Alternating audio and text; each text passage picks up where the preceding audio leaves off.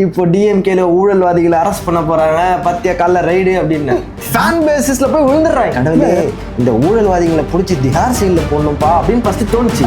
நல்லது நடந்தா ஓகேவா, இல்ல நடக்கக்கூடாதுன்னு நினைக்கிறீங்க? நல்லது நடந்தா சந்தோஷம், ஆனா இவங்க பண்ண மாட்டாங்க. இதுங்க அவங்க ஒருத்தவங்களோட பேரை கெடுக்க மட்டும் தான் பார்ப்பாங்களே தவிர்த்து தண்டனைலாம் வாங்கி தர மாட்டாங்க. எந்த அரசியல்வாதி லைஃப் லாங் உள்ள இருந்து தப்பு பண்ணவன் ஜெயிலுக்கு போய் செத்துருக்கான் சொல்லுங்க, ஒருத்தரை காட்டுங்க. வணக்கம் மக்களே, நான் உங்கள் உதயா. நான் உங்கள் நரேன். இது உங்கள் குரு சிஷ்யா காணொலி. இன்னைக்கு நம்ம பேச போகிற டாபிக் என்னன்னா, காலையில் எழுந்தோடனே நம்ம வீடியோவோட வியூஸ் எவ்வளோ போயிருக்கு, மக்கள் என்ன கமெண்ட் பண்ணியிருப்பாங்கன்னு நம்ம பார்ப்போம். ஆனால் நான் தூங்கி வந்தோடனே ஃபஸ்ட்டு சொன்னது என்ன பற்றியா, டிவிக்கே பற்றியா எவ்வளோ பக்காவாக வேலை செய்கிறாங்க, இப்போ டிஎம்கேல ஊழல்வாதிகளை அரெஸ்ட் பண்ண போகிறாங்க, பத்தியா காலைல ரைடு அப்படின்னு. நானும் அதை பார்த்துட்டு ஓகே, ஒரு நல்ல விஷயம் நடக்குது. ஏன்னா அது எனக்கு அதுதான் சந்தோஷமான விஷயமா இருக்கும். ஆக்சுவலி இங்கே வந்துட்டு நாம் தமிழர் கட்சி ஒருத்தர் வெளியிலேருந்து பார்க்கும்போது, அதாவது டிஎம்கேயோட கெட்ட விஷயத்துக்கும் சப்போர்ட் பண்ணுவாங்கன்னு நீங்கள் நினச்சிங்கன்னா அது தப்பு. என்னை பொறுத்த வரைக்கும் தப்பு யார் பண்ணாலும் அது நாம் தமிழர்லேயே இருந்தாலும் அரெஸ்ட் பண்ணணும்னு தான் சொல்லுவேன், ஆக்ஷன் எடுத்து தான் ஆகணும். ஸோ இந்த வீடியோவில் நம்ம என்ன பேச போகிறோன்னா, அதாவது ஈவா வேலு அவர் என்ன பண்ணி வச்சிருக்காரு அப்படின்னு குற்றச்சாட்டை அவங்க மேலே சுமத்திருக்காங்க. குற்றச்சாட்டா? ஆமாம். அந்த குற்றச்சாட்டு உண்மையா இல்லையான்றத கோர்ட்டில் தான் நிரூபிப்பாங்கன்றது நம்ம ஒரு நார்மலான விஷயம். அது எப்பவுமே உடனே கிடைக்காது. என்ன பண்ணுறது, ஆனால் குற்றச்சாட்டு என்னன்றதை நம்ம பார்ப்போம், சரிங்களா? இன்னைக்கு அது லேட்டஸ்ட்டாக வந்துட்டு நம்ம ஈவா வேலு அவர் வந்து இன்டர்வியூ தராரு. பேட்டியில் வந்துட்டு அவர் என்ன சொல்ல வர்றாருன்னா, நான் இருக்கிற இடத்துக்கும் கரூருக்கும் எவ்வளோ டிஸ்டன்ஸ் இருக்கு. ஓகே. அங்கே நடந்த விஷயத்துக்கு டாக்குமெண்ட் எல்லாம் அந்த இடத்துல, அதாவது superintendent office, director of engineering department அந்த இடத்துல இருக்கும், கவர்மெண்ட் ஆஃபீஸில் இருக்கும். இது பப்ளிக் சொத்து. அதை எடுத்துகிட்டு வந்து என் வீட்டில் பார்க்குறீங்க, என் வீட்டில் இருக்குன்னு தப்பாக யோசிச்சுட்டு வந்து ரைடு விடுறீங்க. இதுக்கு பின்னாடி கட்டாயமாக ஒரே ஒரு விஷயம் தான், நாங்கள் அசம்பிளியில் எதிர்கட்சியாக செயல்படுறோம், செயல்படாமல் விடுறதுக்காக ஆளும் அரசாங்கம் வந்து முயற்சிக்கிறாங்க. அவங்க விட்டு ஏவிய விஷயம் தான் இந்த இன்வெஸ்டிகேஷன் டிபார்ட்மெண்ட், அது விஜிலன்ஸ் டிபார்ட்மெண்ட். நீ சொல்லும் போது எப்படி இருக்குதுன்னா, இந்த படத்துங்கள்ல வந்து விஜய் படத்துங்கள்ல அரசியல்வாதிகள் பேசுவாங்கல்ல, ரைடு போகும்போது பிரஸுக்கு வந்து பேட்டி கொடுப்பாங்கல்ல, ஓகே, அதே மாதிரி நீ சொல்றது கேட்கும்போது இப்படி நீங்க பாத்தீங்கன்னாக்கா நான் என்ன நினைக்கிறது, திரும்பவும் அவங்க வந்துட்டு ஒரு அட்ராக்ட் ஆகுறாங்களே தவிர்த்து இதுக்குள்ள என்ன விஷயன்றதை விட்டுட்டு மெயின் ஃபேன் பேசிஸ்ல போய் விழுந்துடுறாங்க. இல்ல, எனக்கு அது மாதிரி தான் இருக்கு அந்த டைலாக். சரி வாங்க, ஓகே, வேற வழி இல்ல, நீங்க ஒரு நல்லது பண்ணீங்கன்னா நாங்க அதெல்லாம் பண்ணி தானே ஆகணும், கேட்டு தானே ஆகணும். இல்ல, ஏன்னா விஜய் படம் இல்ல படத்துங்கள்ல தான் இந்த பொலிட்டிஷியன்ஸ்லாம் சம்மந்தமே இல்லாம டைலாக் விடுவாங்க. அதே மாதிரி தான் சம்மந்தமே இல்லாம டைலாக் விட்டுருக்காங்க. ஏன் அங்க பண்ற ப்ராஜெக்டோட டாக்குமெண்ட் இங்க இருக்காதா? இல்லையா? அதுதான் இல்லையா அப்படின்னு தான் சொன்னாங்க.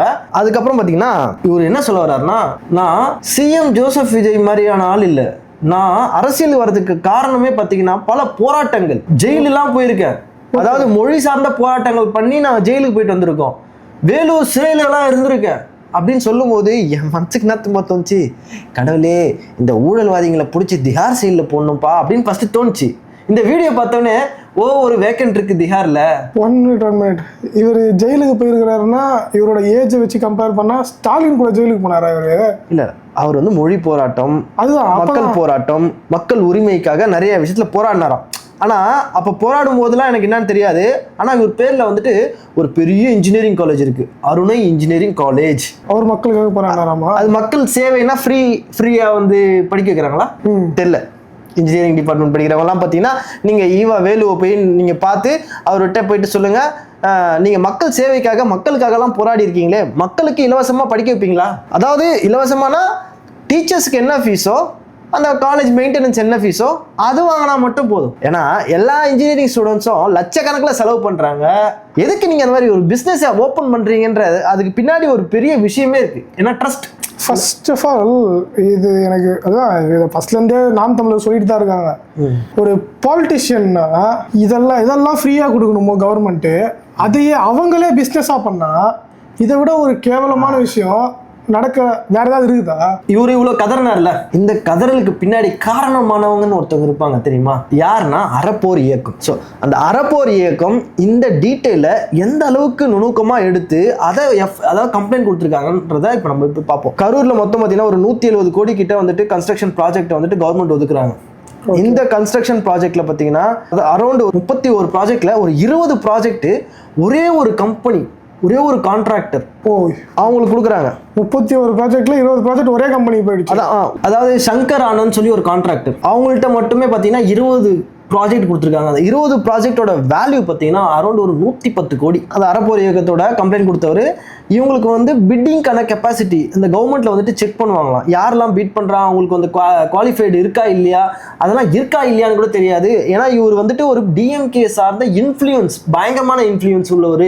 ரீசெண்டாக பார்த்தீங்கன்னா கரூர்ல செந்தில் பாலாஜி அவங்க இதுல ரைடு போசல கூட இவர் வீட்லயும் ரைடு நடந்தது. அதுலயும் தொடர்பு இருக்கு அப்படின்னு சொல்லிட்டு அவர் சொல்லியிருக்காரு. ஆனா இந்த கன்ஸ்ட்ரக்ஷன் ப்ராஜெக்ட்டுக்கு ஒதுக்கப்பட்ட பேமெண்ட் பார்த்தீங்கன்னாக்கா கன்ஸ்ட்ரக்ட் பண்றதுக்கு முன்னாடியே கான்ட்ராக்டருக்கு வந்து ரிலீஸ் ஆயிருக்கு. ஓகே, அது கவர்மெண்டோட புக்ல பார்த்தீங்கன்னா எம் புக்னு சொல்லுவாங்க, அதுல வந்துட்டு எல்லாம் முடிஞ்ச மாதிரி பண்ணிட்டு இருக்காங்க. ஓகே, எப்படின்னா மார்ச் 21ஆம் தேதி பாத்தீங்கன்னா ஒரு 2.25 கோடி டிரான்ஸ்ஃபர் இருக்கு. மார்ச் 28 பாத்தீங்கன்னா பேலன்ஸ் அமௌண்ட் ஒரு 1.25 கோடி டிரான்ஸ்ஃபர் இருக்கு. இப்போ இந்த ஒர்க்கே முடிஞ்ச மாதிரி 28, சரிங்களா? இந்த 28ல இருந்து ஏப்ரல் 5 இன்பிட்வீன்ல பண்ணவே இல்லைன்னு சொல்லிட்டு ஒரு கம்ப்ளைண்ட் ஃபைல் ஆகுது. இது வெளியில வந்துருச்சு நியூஸ்ன்னு சொன்னோடனே, அதாவது இந்த கன்ஸ்ட்ரக்ஷன் டீம் என்ன பண்றாங்கன்னா, கான்ட்ராக்டர் டீம் என்ன பண்றாங்கன்னா போலீஸே வர வச்சு ப்ரொடெக்ஷன் கொடுத்து அங்க ஒரு ரோட வந்துட்டு போட்டு முடிச்சிடுறாங்க. ஏப்ரல் 5, 6, 7 இந்த தேதிக்குள்ள இதை முடிக்கிறாங்களாம். ஓகே, இந்த ஒர்க்கை முடிச்சிட்டாங்களா? இந்த 28ஆம் தேதிக்கு அப்புறம் இந்த டிரான்ஸ்ஃபர் ஆகி இந்த எம்புக்ல எல்லாம் வந்து அதை வச்சு ஒரு கம்ப்ளைண்ட் போச்சு பாத்தீங்களா? அந்த கம்ப்ளைண்ட்டை வந்துட்டு கவர்மெண்ட் வந்து எடுத்து அதுக்கான ஆட்கள் சம்பந்தப்பட்டவங்கள விசாரிக்கணும். ஆனா இவங்க என்ன பண்றாங்க, இவங்க வந்து ஒரு இன்ஜினியர்ஸை மட்டும் சில பேரை சஸ்பெண்ட் பண்றாங்க, அந்த ஒர்க்கை எடுத்து முடிக்கிறாங்க. இதுக்கு பின்புலமா இருந்த அந்த கான்ட்ராக்டர், மெயின் கான்ட்ராக்டர் சங்கர், அதை வந்து அவங்கள வந்து எந்த ஒரு கேஸும் அவங்க மேல ஃபைல் ஆகல. ஓகே, ஸோ இங்கேயே ஒரு சின்ன ஒரு எனக்குள்ள ஒரு கேள்வி, மெயின் கான்ட்ராக்டர் கவர்மெண்டோட எம்ப்ளாயி மேல ஆக்ஷன் எடுத்துட்டு கான்ட்ராக்டர் மேல ஆக்ஷனே எடுக்கல, ஆனா கான்ட்ராக்டர் கிட்ட பேமெண்ட் எப்படி ரிலீஸ் ஆகுது? அதாவது நீங்க ஊழல் பண்ணல, ஓகே வச்சுக்கலாம், வேலு. இப்போ நான் வந்து ஒரு வீடு கட்டுறேன், அதாவது ஒரு 3 பேமெண்ட் இருக்கும். நார்மலாக பேங்க்லேயே போனீங்கனாலும் பேஸ்மெண்ட், அதாவது ஃபவுண்டேஷன் வரைக்கும் ஒரு பேமெண்ட்டும், அதுக்கப்புறம் ரூஃப் வரைக்கும் ஒரு பேமெண்ட்டும், ஃபினிஷிங்க்கு ஒரு பேமெண்ட், இதுதான் பேங்க்லேருந்து ரிலீஸ் பண்ணுவாங்க. நான் வீடே கட்டாமல் பேமெண்ட்டை ஃபுல்லாக வாங்க முடியுமா? யாருமே தரமாட்டாங்க, ஒரு பேங்க்காரனே தரமாட்டான். நான் என்ன சொல்கிறேன், தமிழ்நாடோட மொத்த நம்பிக்கையும் அரசாங்கம், அவங்க தான் பாதுகாப்பு தரணும். இப்போ நாங்கெல்லாம் வந்துட்டு உங்களுக்கு வரின்ற ஒரு விஷயத்தை கொடுத்து தான் நீங்க அந்த பணத்தை கையில் எடுத்துட்டு உங்களோட ப்ராஜெக்ட் எல்லாம் நீங்க பண்றீங்க, மக்களுக்கான ப்ராஜெக்டை பண்றீங்க.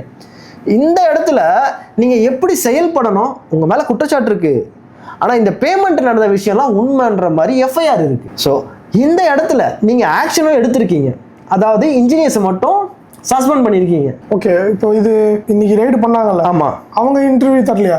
அவங்க சைட்ல இருந்து இன்டர்வியூ தரல, பட் ஆனா நிறைய டாக்குமெண்ட் அவங்கள்ட்ட வந்திருக்கான். பிளஸ் ஒரு 40 லட்ச ரூபா கணக்குல வராத பணத்தையும் எடுத்திருக்காங்களாம். ஸோ அப்கமிங் டேட்ஸ்ல வந்துட்டு இது வெளியில வரும் அப்படின்னு சொல்லியிருக்காங்க. அஃபிஷியலா ஒரு ஸ்டேட்மெண்ட் ப்ரெஸ் மீட்டை கொடுத்து இவங்க சொல்லலை. ஆனா நான் என்ன நினைச்சேன்னா, ரைடுன்ன உடனே அரெஸ்ட் பண்ண போறாங்க, இல்ல வரலாம்ன்ற பாட்டு வரல, இல்ல போடுவாங்க அந்த மாதிரி உள்ள பூந்து அவங்க போடுவாங்க. டிவிகே நண்பர்ஸுங்கெல்லாம் போடுவாங்க. அவங்கலாம் வந்துட்டு அதுக்காக மட்டும்தான் வேலை செய்யறாங்க, மக்களோட நல்ல விஷயத்துக்கு வேலை செய்யறாங்களோ இல்லையோ, திமுகன்ற ஒரு தீய சக்தியை கொல்றதுக்காக உயிரையே கொடுப்பாங்க. ஆனா ஒண்ணுடா நான் சொல்றேன், உன்கிட்ட சொன்னேன், மக்களை சொல்ல, நாம் தமிழர் கட்சி ஆட்சிக்கு வந்திருந்ததுன்னா கூட கீழே வந்துட்டு இந்த ப்ராப்ளம்ஸ்லாம் வரும் தெரியுமா? ஃபர்ஸ்ட் ஸ்டார்டிங்ல ஒரு ஸ்ட்ரகிள் நடக்கும், ஒரு பேஸை கிரியேட் பண்ண. அந்த பேஸை இவங்க கிரியேட் பண்றாங்க. இந்த விஷயத்தை கரெக்ட் தான், இந்த விஷயத்தை பொறுத்த வரைக்கும் அப்போ சொன்னது தான், ஒரு 2 வீடியோ முன்னாடி சொன்னா அதான் இப்போ சொல்றேன். இல்லை, டிவிகே வந்தது என்டிகேக்கு ஒரு நல்ல விஷயம் தான். இல்லை நான் இங்கே என்ன சொல்ல வரேன்னா, இவங்க ஒரு பேஸை கிரியேட் பண்றாங்க பார்த்தியா? அந்த பேஸ் வந்துட்டு வெறும் ஆப்போசிட்ல இருக்க இவங்க மேல குற்றஞ்சாட்ட ஆளுங்க மேல மட்டும் இருக்கக்கூடாது, அதாவது காமனா எல்லாருக்குமே நடக்கணும். இப்போ அவங்க கூட ஒருத்தர் இருக்காங்கன்னா, குற்றம் சாட்டி யாராவது கொடுத்துருக்காங்கன்னா அங்கேயும் கம்ப்ளைண்ட்ல ரெஜிஸ்டர் ஆச்சுன்னா அவங்க மேலேயும் எடுக்கணும். இப்போ காங்கிரஸ் எம்எல்ஏ இருக்காரு, மினிஸ்டர், அந்த ஸ்கூல்ல பாத்தீங்கன்னா அந்த பெண்களை வந்துட்டு முட்டிக்கு மேல வரைக்கும் அந்த தொடர்றது, அந்த கேஸ் இதெல்லாம் வெளியில வருது, சரிங்களா? அவங்க மேல எந்த ஒரு ஆக்ஷனும் எடுக்காம ஸ்டில் இருக்காங்க. இங்க தூங்கிட்டு இருக்க மாதிரி தானே எல்லாருக்கும் தோணும். இல்ல இது வந்து கேஸ் ஃபைலா இருக்கா? கொடுத்துருக்காங்க. போஸ்கோ கம்ப்ளைண்ட் கொடுத்துருக்காங்க. போஸ்கோ ஆக்ஷன் எடுக்க சொல்லி. போக்சோ ஆக்ஷன் எடுக்க சொல்லி. அதாவது குழந்தைங்க மேல அப்பா அம்மா பேரண்ட்ஸ் சைட்ல இருந்தும் சரி, அவங்க ஒரு லேடி வந்துட்டு இன்டர்வியூ தராங்க, இவங்க ஆக்ஷன் எடுப்பாங்க, கவர்மெண்ட் எடுப்பாங்க நாங்க பாத்துட்டு இருக்கோம், ஆனா யாரும் எதுவும் எடுக்கல, நாங்க கம்ப்ளைண்ட் கொடுக்குறோம். ஏன் இவ்வளவு நேஷனல் மீடியா பேசுது? அது மட்டும் இல்லாம இந்த பெண்கள் விஷயம் பேசும்போது நான் இன்னைக்கு தான் பார்த்தேன். சௌமியா அன்புமணி இருக்காங்கல்ல, ஆமா, அவங்க ஆக்சுவலா பேசியிருக்காங்க இதை பத்தி. வெளியில காட்டல வெளியே. அது பரவாயில்ல, அவ்வளவு பெரிய விஷயத்த கொண்டு வந்துட்டு இல்ல, ஒரு பெண் மேல கை வைக்கிறாங்கன்னா அவங்களுக்கு உயிர் பயத்தை காட்டணும்னு டைரக்டா சொல்லியிருக்கிறாங்க. அதை இந்த வேலையை முடிச்சிருவோங்க.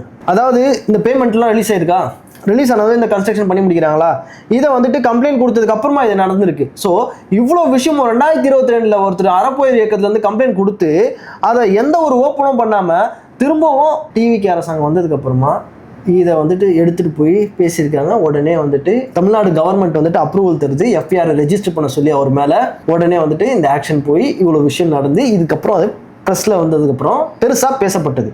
பிரச்சனைலாம் இருக்காரு ஈவா வேலுன்றவர், அது உண்மை. அவர் சார்ந்த ஒரு 10 பேர் மேல கம்ப்ளைண்ட் இருக்கு. பிளஸ் எனக்கு என்ன தெரியுமா, இவங்களை அரெஸ்ட் பண்ணி உள்ள போடுறாங்கல்ல, திரும்ப வந்து வெளியே வந்துட்டு இல்லைங்க இங்க அவங்க திரும்பவும் எம்எல்ஏ ஆகுறாங்க. அது எப்படி எனக்கு தெரியல. புரியுதா? இவங்க ஒரு விஷயம் பண்றப்ப சட்ட வல்லுநர்களை வச்சுதான் பண்றாங்க.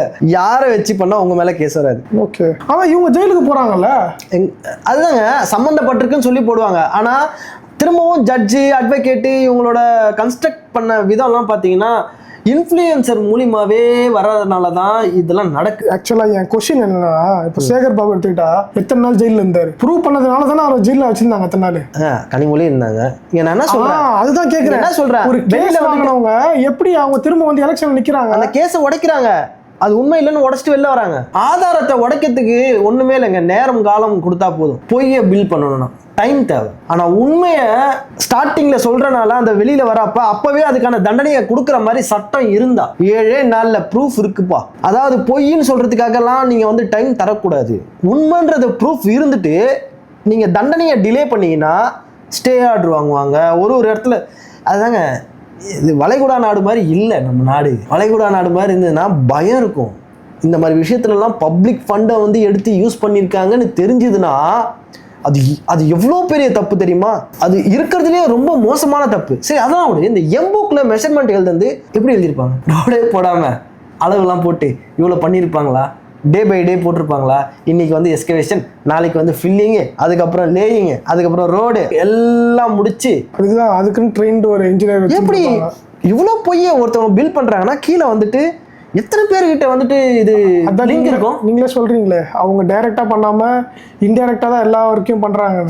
அவங்களுக்குன்னு வேலை செய்யறதுக்கு ஒரு இன்ஜினியர் வச்சிருப்பாங்க, அவங்க மேல கேஸ் போடுவாங்க, அவங்க வந்து உள்ள இருப்பாங்க, அவங்க இவங்களோட எல்லா வேலையும் பார்த்துப்பாங்க, அவங்க குடும்பத்துக்கு இவங்க காசு கொடுத்துருவாங்க. இதெல்லாம் குற்றச்சாட்டு, நாங்க சொல்லல. சரிங்களா? இன்னொரு விஷயம், ஓகே, இந்த வீடியோல நம்ம பேசுனது என்னன்னா குற்றச்சாட்டு. இவர் மேல குற்றச்சாட்டு, ரைடு போய் இவங்கள்ட்ட இருந்து என்ன ஆவணங்கள்லாம் எடுத்தாங்க, ஸோ எவ்வளோ பணம் கிடைச்சதுன்றதை பார்த்தோம். நீங்கள் திரும்ப திரும்ப சொல்லும் போது எனக்கு அது மைண்டில் ஸ்ட்ரைக் ஆகிட்டே இருக்கு. குற்றச்சாட்டு குற்றச்சாட்டு குற்றச்சாட்டு கிளியராக தெரியுது. நம்ம சின்ன வயசுலேருந்து கேள்விப்பட்டு இருக்கோம், நம்ம சட்டம் அவங்க கட்சியில் எல்லாருமே பண்ணிட்டு தான் இருக்காங்க அப்படின்னு. ஆனால் குற்றச்சாட்டு மட்டும்தான் வருதே தவிர அவங்கள ஒன்றும் பண்ண மாதிரியே இல்லை. இங்கே நமக்கு சட்டம் என்ன தெரியுமா சொல்லுது? கோர்ட்டில் எப்போ நீதி கொடுக்குறாங்களோ அதுதான் வந்து உண்மை. நான் முதலமைச்சர்கிட்டையும் இந்த டிவிகே கவர்மெண்ட்டுக்கிட்டையும் வேண்டி கேட்டுக்கிறேன், ஒரு எல்லார் மேலேயுமே பக்காவா ஆதாரம் எடுக்கணும். நான் சொல்றேன், பர்ஃபெக்டா ஆதாரம் எடுத்து அவங்கள கரெக்டா கார்னர் பண்ணி அவங்கள வச்சு செய்யணும். இப்போ திமுக அதிமுகன்னு வர சொல்ல ஜெயலலிதாவோட ஆளுமை எப்படி இருக்கும் தெரியுமா? நீங்க சொல்லுங்க, இப்ப இருக்க சிஎம் விட ஜெயலலிதா அம்மா ரொம்ப டேலண்டடா இல்லையா? ஆமா. எவ்வளவு போல்டு லேடி. ஆமா. அவங்க கிட்ட எவ்வளோ அட்வொகேட்ஸ், அவங்க கிட்ட எவ்வளோ ஆட்கள், இன்ஜினியர்ஸ், டிபார்ட்மெண்ட்ஸ், அதாவது விசாரணை வளையம்ன்ற ஒரு கிரியேட் பண்ற டீம் எவ்வளோ பேர் இருந்திருப்பாங்க. அவங்களாலே முடியல இது. அதாவது ஃபுல் டைம் அவங்க. சரிங்களா? இங்க என்ன சொல்ல வரேன், ஆக்சுவலா அந்த டைம்ல நடந்த விஷயம் வந்து இதை விட மோசம் இல்ல. இவ்வளவு டெக்னாலஜி இதுவா இருக்குமா தெரியாது. இப்ப இருக்க டெக்னாலஜி வச்சு 2022 பண்ணலாம். 2022 நடந்த விஷயத்துக்கு வித் ப்ரூஃபோட இருக்கு. டெக்னாலஜி இல்ல, வித் ப்ரூஃபோட இருக்கு. மேபி இந்த டிவிகே கவர்மெண்ட்ல எனக்கு ஒரு நல்ல செய்தி வந்து காதுல விழுன்னு நான் நம்புறேன். எப்படி லாட்ரி மார்ட்டின் டீம் வச்சுக்கிட்டு எந்த டீமை வேணா இருந்துட்டு போட்டோம். இங்க அவங்க பெருசா தமிழ்நாட்டை அழிச்சாங்க அப்படின்னு நான் இப்போ வரைக்கும் எதுவும் கேள்விப்படல. ஏங்க ஓகேவா? இதுக்கு முன்னாடி ஜெயலலிதா அம்மா வந்து லாட்டரியை ஸ்டாப் பண்ணது ஏன்? ஆனா ஏன் ஸ்டாப் பண்ணாங்க? இல்ல, நான் என் காதுல விழுந்தது, நான் கண் கூட பார்த்தது 2000ல பிறந்து தமிழ்நாட்டோட கவர்மெண்ட்டுக்குள்ள இருந்துகிட்டு தமிழ்நாட்டை நாஸ்தி பண்ணது பெரிய தப்பு. சரியா? அவங்க எனக்கு தண்டிக்கப்படணும். எனக்கு அதான் 1.25 கோடி மக்கள் ஓட்டு போட்ட மக்கள் உன்ன மாதிரி அவங்களும் நினைக்கிறாங்கன்னா அப்போ எனக்கு எப்படி தெரியுதுன்னா, டேய் அவன் பயங்கரமான கெட்டவன்டா, நீ கெட்டவனா கூட இருந்துக்கோ, எனக்கு பிரச்சனை இல்லை, நீ டேரக்டா என்ன வந்து அடிக்கல. அதாவது ஆதவர்ஜுனா ஒரு மினிஸ்டர் சொல்லுவாரு, அடுத்தவங்களுக்கு கஷ்டம் கொடுக்காம நீ வந்து கொள்ளடிக்கணும், மக்களையும் ஏன் கஷ்டப்படுத்துறீங்க அப்படின்ற மாதிரி ஒரு இடத்துல ப்ரெஸ் மீட்ல கொடுப்பாரு. நீங்களும் அப்படியே தான் சொல்றீங்க. அதாவது அவங்க வந்து எந்த ஒரு ப்ராப்ளமும் மக்களுக்கு கொடுக்கல, அதாவது டிஎம்கே தான் ரொம்ப மோசமாக இருக்கு, அதனால அவங்கள மட்டும் ஆக்ஷன் எடுத்தா போதும்னு. இங்க இவர் மேல பண பரிமாற்றல்ன்ற ஒரு குற்றம் இருக்கு, ஸ்டில் இருக்கு, கேஸ் போயிட்டு இருக்குன்றது. அதுக்கும் இவருக்கும் என்ன டிஃபரன்ஸ் இருக்கு? மக்கள் பணம் வரி கட்டாத ஒருத்தரும் என்னை பொறுத்த வரைக்கும் இங்க எல்லாத்தையும் எடுத்துட்டு உள்ள போட்டு இவங்க பண்ணி அவங்க பண்ண, எனக்கு பெரிய புள்ளிங்களை முதல்ல முடிக்கணும். ஓகேவா? அவங்கள முடிச்சா கீழே இருக்க சின்ன சின்ன புள்ளிங்கெல்லாம் ஆட்டோமேட்டிக்கா அடங்கிடும். இல்ல பதுங்கி ஒர்க் பண்ணும். அந்த பதுங்கி ஒர்க் பண்ண அந்த பயம் இருக்கும். ஹலோ, பெரிய புள்ளிங்களை பிடிச்சா நீங்க இன்னைக்கும் சொல்றேன், ஸ்டில் நீங்க அதாவது வெளியில நடக்கிற விஷயத்த நீங்க பாக்கிறத வச்சு மட்டும் தான் ஃபைண்ட் அவுட் பண்றீங்க. அவங்களோட பாதுகாப்புக்கு தான் பதவியே. அவங்களோட பாதுகாப்புக்கு தான் பதவியே. அவங்க மேல கேஸ் இருக்கு, எப்படி வந்து நிக்கலாம் ஃபர்ஸ்ட் எம்எல்ஏ எம்பிக்கு?